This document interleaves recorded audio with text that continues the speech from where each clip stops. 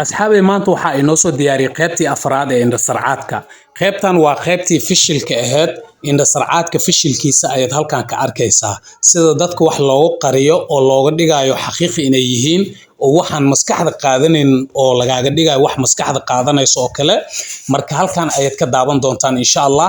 Waana idin soo fasaxayaa inta ka horeyso. Waxaa idinka codsanaya subscribe inaadan iga baqiilin. Fadlan adiga hadda muuqaalka daawanaya subscribe channelka gambaleelkana fursa ay ku soo gaaraan waxyaabaha aan soo gelinayno.